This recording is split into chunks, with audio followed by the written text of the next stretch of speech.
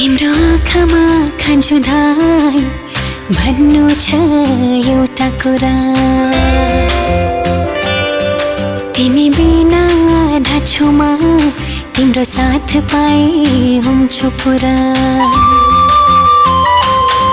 तिम्रो आँखामा खान्छु धाई भन्नु छ एउटा कुरा। तिमी बिना आधा छुमा तिम्रो साथ पाए हुन्छु पुरा।